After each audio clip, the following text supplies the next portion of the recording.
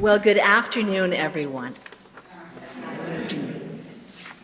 I think it's safe to say that if it had not been for Dr. Daniel Hill, I would not be standing here before you today.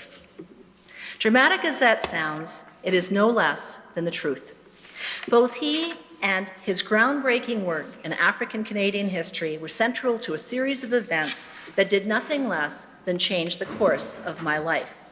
And it all started about 25 years ago.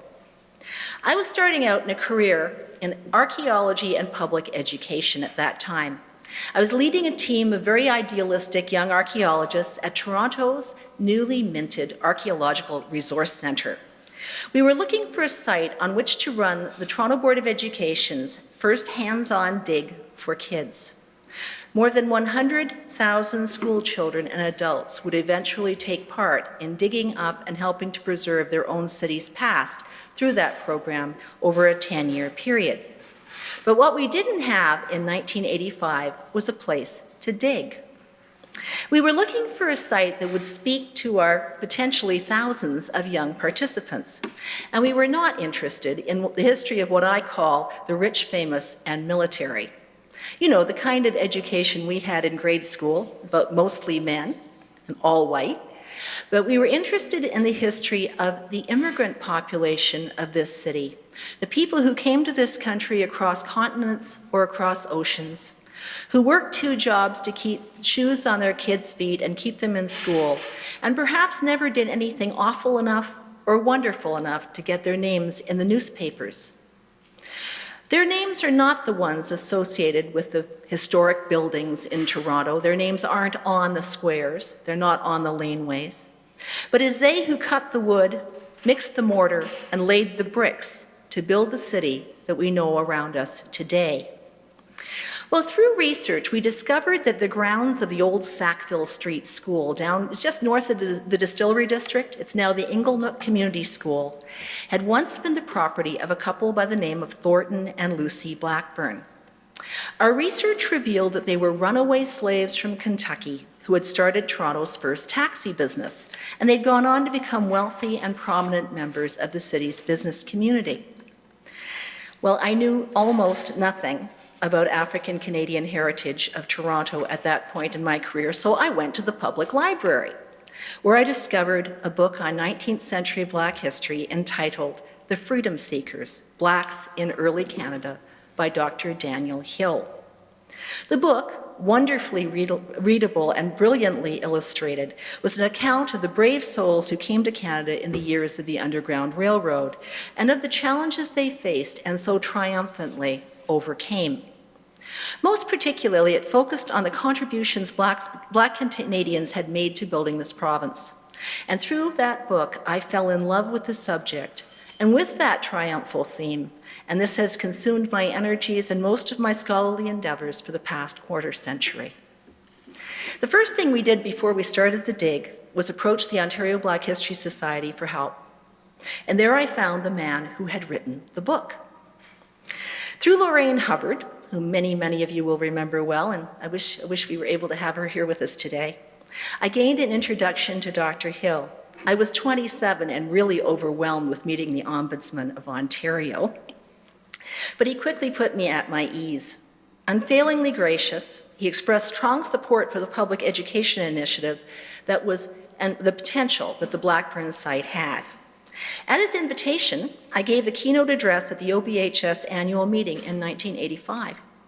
To it, I brought both documents relevant to the site and some tiny bits of broken blue willow ware, shards of glass, and some nails that we had dug up in an extremely cold January test excavation right through the asphalt of that schoolyard.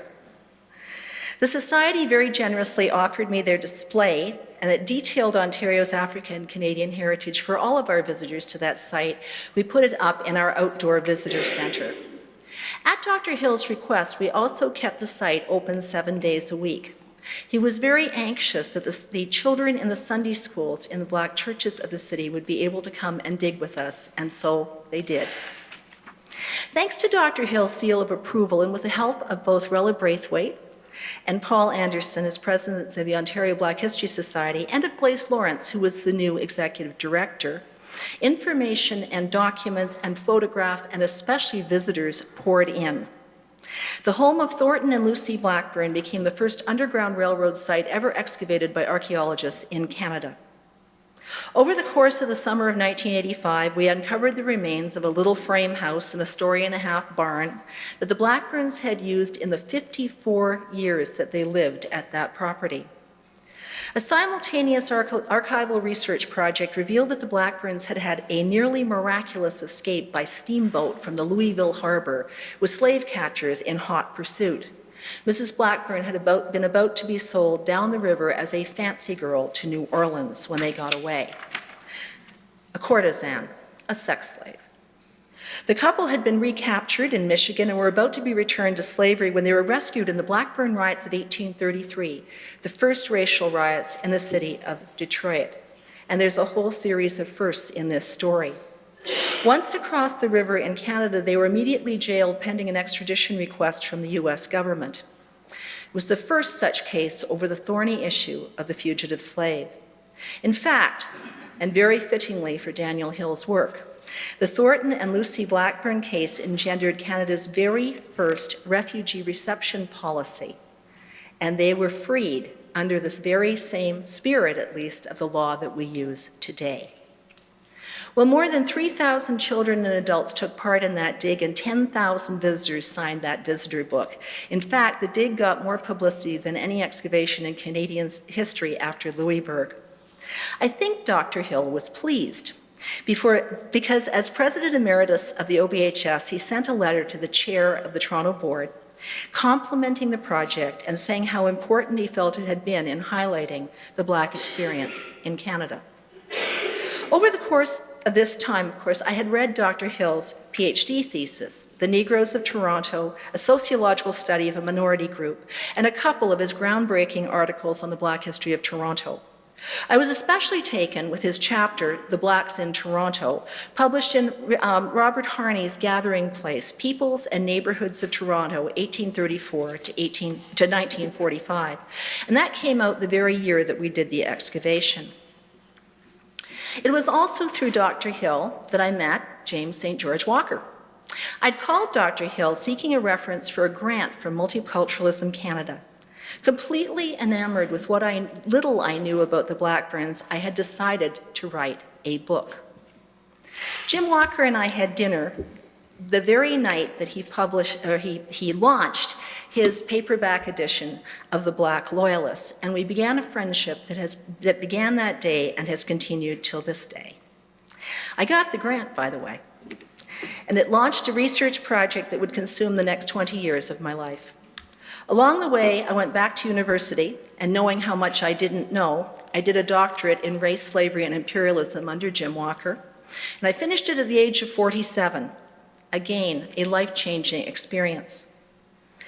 Of course, for my thesis on Black communities of resistance in Ontario between 1830 and 1860, I consulted Dr. Hill's papers at the Archives of Ontario, and also those at the National Archives in Ottawa. Over the years, and while he still had his health, I met with Dr. Hill a couple of times to update him on the progress of the Blackburns' research. He was unfailingly supportive and shared many of his insights into life in early Black Toronto based on his own research. I will never forget those conversations. When in 2005, my colleagues Adrian Shadd and Afua Cooper and I were hired by Parks Canada to conduct research for the first exhibit on the urban experience of the fugitive slave in Canada, of course we went back to Dr. Hill's images and maps and notes in the archives and also in the collection of his work at the Toronto Reference Library. The latter is the exhibit materials from that exhibition a couple of people have referred to that was mounted at the St. Lawrence Market in 1980. So those documents still survive. It was for that occasion that Dr. Hill unveiled a portrait he had, after long searching, found in the back of a closet somewhere in Old City Hall. That was the portrait of William Hubbard. William Hubbard being Toronto's first and last Black deputy mayor. It is telling that we had our last black deputy mayor, and he retired in 1913. The Parks Canada exhibit was fittingly bilingual and entitled The Underground Railroad Next Stop Freedom. It opened at the ROM in 2005 and was accompanied by a book that Afua and Adrian and I wrote entitled The Underground Railroad Next Stop Toronto. And in it, of course, are many pictures from the Dan Hill collections in Ottawa. Well, my relationship continues in a friendship with Dr. Hill's son, Larry Hill. For one short month, our books were both on the bestseller list, and along with Afua Cooper's book, The Hanging of Angelique, which means that in March of 2007, there were, for the first time in Canadian history, 3 books on African Canadian heritage on the bestseller list in this country. Now, Larry has never been off the bestseller list, I think, since that point. And while I tell people I happened to have dinner with the Governor General as a result of the Governor General's Award, he won the Commonwealth Award for the World and had dinner with the Queen. Or was it tea or dinner? Just a sit-down visit. Well, a sit-down visit with the Queen. Yes. Wonderful, and 500,000 copies sold. A bestseller, for those of you who don't know, in Canada is 5,000 copies. Thanks to Rosemary Sadlier, the Ontario Black History Society nominated the Blackburns as Persons of National Historic Significance in 1999. Not to be outdone, the state of Kentucky, from which they had fled, decided to follow suit. And over one very emotional weekend in April of 2002, and with national television coverage in both countries, we erected on a Friday afternoon a plaque at the location where Thornton Blackburn, a slave, once worked in Louisville, Kentucky. And on the following Monday, we erected a plaque at the site of the home where he and his wife lived in freedom in Toronto for more than 50 years. This was the first binational commemoration of any Underground Railroad journey celebrated between the United States and Canada. I, of course, invited Dr. Hill to join us, but by that time his health was not good enough to be able to be there. And the rest is history, as they say. But it was Dr. Daniel Hill who provided the scholarly basis for a great deal of my own work on Black Toronto and a lot of other people's work on Black Toronto. In fact, I, a visibly white public archaeologist with 2 degrees in Greek and Roman archaeology, would never have done a 180-degree turn and become a student of the Black experience in Canada had not Dr. Hill welcomed me in and encouraged that interest. This he had already done with an entire generation of people with his own academic and popular writing on the subject, of course, and through the work he and Donna Hill, along with a few wonderful people who are in this room and some who have gone before, like my friend Rella Braithwaite's with us, but my friend Wilson Brooks is not today, but Kim, I remember your father well, had founded the Ontario Black History Society to inspire all of us to go forward. Dr. Hill has passed on, so I can't tell him now what we are doing at the Harriet Tubman Institute to build on his work, but I can tell you. This year, Paul Lovejoy, Michelle Johnson, and Caitlin Fisher of York University received a major grant from the federal government to conduct a project entitled Breaking the Chains, presenting a new narrative of Canada's role in the Underground Railroad. I am the project manager, and we're conducting research in 4 parts of Ontario: the Detroit River frontier, the Niagara border, the Queens Bush in Wellington County, and the so-called 905 region surrounding the city of Toronto. The purpose is to conduct research into individuals who came to Canada in search of freedom and whose stories have never been told. We will produce fresh narratives about the people and events that characterize the era of the fabled Underground Railroad. Based on those narratives, we are developing teaching materials and a set of web-based learning tools so generations of school children can learn about the proud history of the peoples of African descent in this province and in this city. Just last week, we also learned, because Paul is on the UNESCO Committee for the Itineraries of Memory, that we will also be participating in having designated, for UNESCO purposes, the Underground Railroad sites in this province and beyond. And of course, we will be using the freedom seekers as well as Dr. Hill's other scholarly research as a basis for this new and very important work. The playwright, the poet, essayist, and civil rights activist James Baldwin was fond of quoting a statement of Sir Isaac Newton's. It'll be familiar to you. If I have seen further, it is because I have been standing on the shoulders of giants. To Larry Hill, who's with us now, to Daniel Hill, who was with us earlier today, to Karen, and to Donna Hill, I have to say, your father and Donna's husband was a giant. And we know that he had very, very broad shoulders. You knew that already, didn't you? For we, all of us who are here today, are standing on them. Thank you.